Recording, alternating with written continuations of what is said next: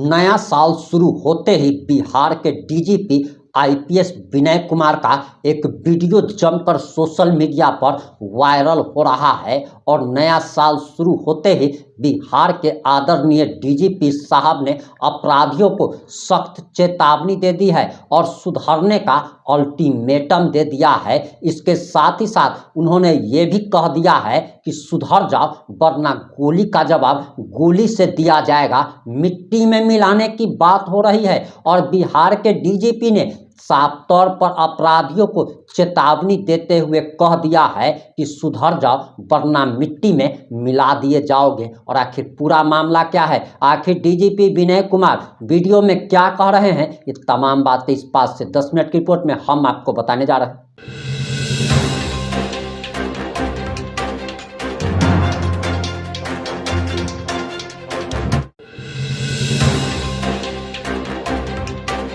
नमस्कार, मैं प्रिंस कुमार सिंह और आप देख रहे हैं पॉजिटिव इंडिया। अगर अभी तक आपने चैनल को सब्सक्राइब नहीं किया है तो खबरों से अपडेट रहने के लिए कृपया चैनल को सब्सक्राइब कर लीजिए और जो लोग ऑलरेडी कर चुके हैं तमाम लोगों को हृदय धन्यवाद। अब वापस आते हैं अपनी खबर पर और आपको बताते चले कि बिहार में नए सरकार का गठन होते ही और गृह मंत्री पद पर सम्राट चौधरी के विराजमान होते ही बिहार पुलिस का ताबड़तोड़ एक्शन देखने को मिल रहा है और बिहार पुलिस लगातार एनकाउंटर कर रही है। आपको बताते चले कि बिहार के कुख्यात अपराधी और आरजेडी के पूर्व विधायक रितलाल यादव के राइट हैंड को बिहार पुलिस ने एनकाउंटर में ठोक दिया और मैनेजर राय को लंगड़ा बना दिया गया।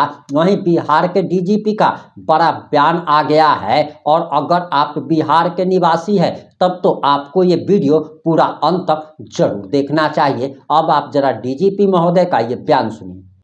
अपराध में कमी से हम संतुष्ट नहीं है, बल्कि हम चाह रहे हैं कि समाज के अंदर कोई भी हत्या का कांड प्रतिवेदित न हो। जो आदर्श स्थिति होगी हम लोग उसकी ओर प्रयास कर रहे हैं कि समाज के अंदर किसी भी प्रकार के गंभीर अपराध न हो तो आदर्श स्थिति होगी।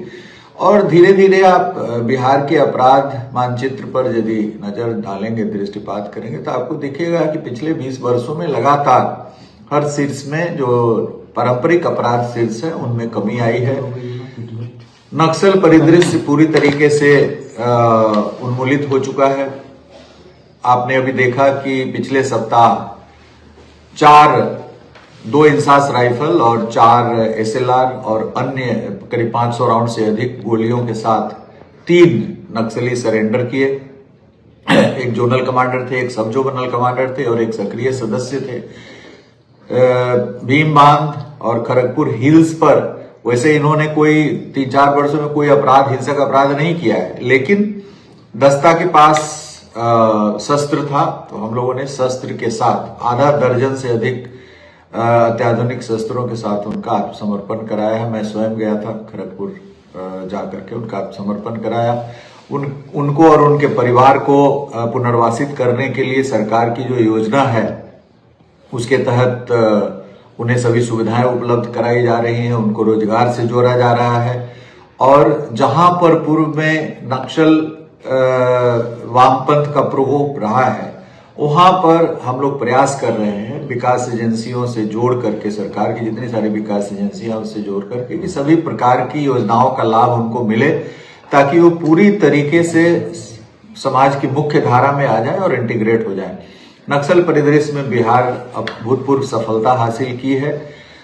2005 के दौरान आपने देखा होगा कि जहानाबाद जेल ब्रेक कांड, मोतिहारी का मधुबन कांड जो दिन में 1 बजे हुआ था, तो काफी गंभीर समस्या थी और उसको बड़ी तेजी से हम लोगों ने पुलिस कार्रवाई और विकास के माध्यम से समाप्त किया है।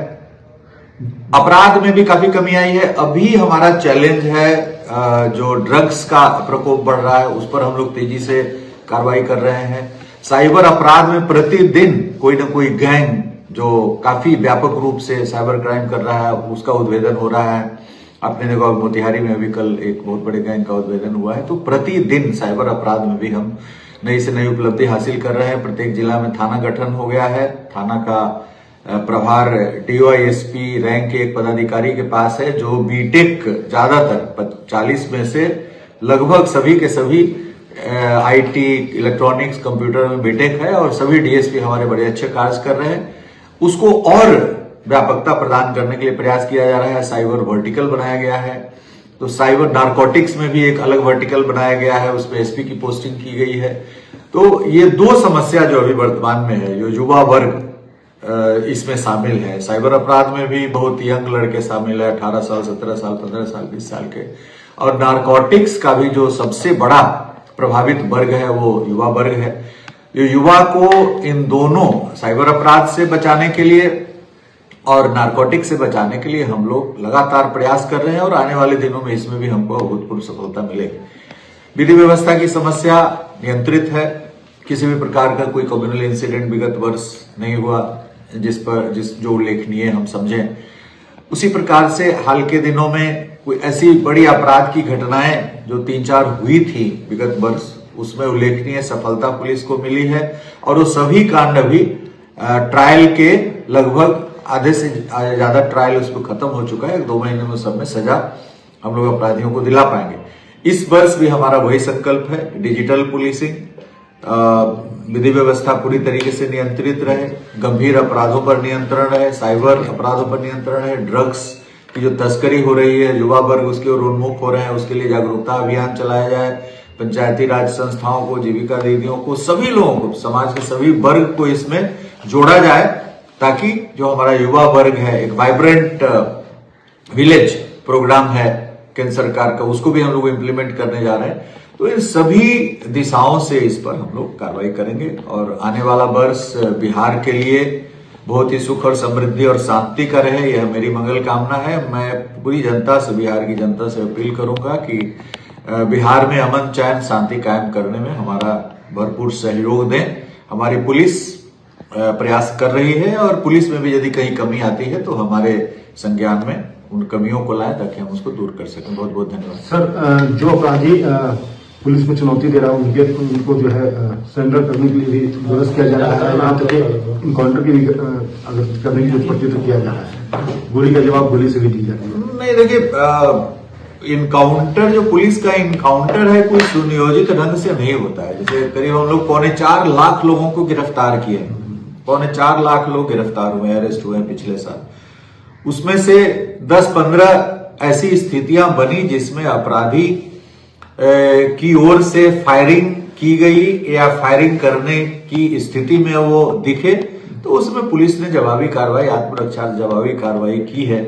और ऐसी स्थिति पहले से भी होती रही है। मुठभेड़ की जो स्थिति बनती है वो पूर्व में हर साल मुठभेड़ हुआ है। अब यदि 2005, 6, 7, 8 किसी भी वर्ष में मुठभेड़ की संख्या शून्य नहीं रही, और इस पिछले वर्ष की भी जो मुठभेड़ की संख्या, वो ऐसा नहीं कि कोई अप्रत्याशित कोई ऐसा हो रहा है। तो जो मुठभेड़ की स्थिति बनती है तो पुलिस आत्मरक्षार्थ फायरिंग करते हैं। आपने देखा होगा कि होली के दौरान मुंगेर में, अररिया में 2 हमारे एएसआई मारे गए। अपराधी इनके ये रिएक्ट करते उसके पहले ही इन पर गोली चला दिया और दोनों की मृत्यु हो गई, 2 हमारे पुलिस पर होली के दिन। तो यदि हम अपराधी उद्यत है गोली चलाने के लिए, हम नहीं गोली चलाएंगे तो फिर हमारे पुलिसकर्मी मारे जाते हैं। इसलिए आत्मरक्षार्थ फायर करने का प्रावधान कानून में है। तो ये कानून सम्मत तरीके से मिनिमम फोर्स यूज करके हम अपराधी की गिरफ्तारी सुनिश्चित करते हैं। और ये कानून के अंतर्गत ये प्रावधानित किया गया है कि किसी भी अपराधी को गिरफ्तार करने के लिए आप न्यूनतम बल का प्रयोग करिए। तो न्यूनतम बल, जैसे हम अपराधी फायर कर रहा है, अपराधी जिस प्रकार से पुलिस पर हमला करने के लिए उद्यत होता है, तो आत्मरक्षार्थ हम फायर करते हैं। कभी कभी हमारे पुलिसकर्मी भी घायल होते हैं, कभी कभी अपराधी घायल होते हैं, कभी अपराधियों की मृत्यु भी होती है। अभी एक बहुत ही पुराने नक्सली थे बेगूसराय के, दयानंद मालाका, काफी पुराने नक्सली थे, बाद में अपराध में भी सम्मिलित थे, तो मुठभेड़ में उनकी मृत्यु हुई है। तो अपराध की जो स्थिति है उसको दृष्टिगत रखते हुए हम लोग कमी लाने का पूरा प्रयास कर रहे हैं। और जो अपराधी जब पुलिस पे फायर करने के लिए उद्यत रहते हैं, फायर करते हैं, तो पुलिस आत्मरक्षार्थ फायर करती है, अपने जान बचाने के लिए फायर करती है। उसमें कुछ अपराधी कभी कभी घायल होते हैं, कभी कभी अपराधी की मृत्यु होती है। एक आखिरी सवाल सर कि जो बांग्लादेश बॉर्डर है या नेपाल बॉर्डर है वहां भी काफी सुरक्षा तेज की गई है और 3 बांग्लादेशी पकड़े गए हैं। देखिए, जो अंतर्राष्ट्रीय सीमा की संवेदनशीलता बढ़ी है, इसके दृष्टिकोण से जो बंगाल से सटे हुए हमारे जिले हैं उसमें अतिरिक्त सशस्त्र बल की कंपनियां लगाई गई हैं बॉर्डर पर चौकसी बरतने के लिए। एसएसबी के द्वारा भी चेकिंग काफी सघनता से की जा रही है और इसी का प्रतिफल है कि 3 लोग पकड़े गए हैं और उनसे भी पूछताछ की जा रही है। सेंट्रल एजेंसी भी पूछताछ कर रही है, लोकल एजेंसी भी, पुलिस एजेंसी भी पूछताछ कर रही है। अब आपकी जो भी प्रतिक्रिया है, अपनी प्रतिक्रिया कमेंट बॉक्स में जरूर लिखिएगा और साथ ही साथ ये भी जरूर बताइएगा कि क्या डीजीपी महोदय ने जो ऐलान किया है, जो एक्शन लेने जा रहे हैं, बिहार पुलिस जो भी एनकाउंटर कर रही है, क्या आप उससे सहमत हैं अथवा असहमत है? अपनी प्रतिक्रिया कमेंट बॉक्स में लिखना मत भूलिएगा। जुड़े रहे हमारे साथ। जय हिंद, जय भारत।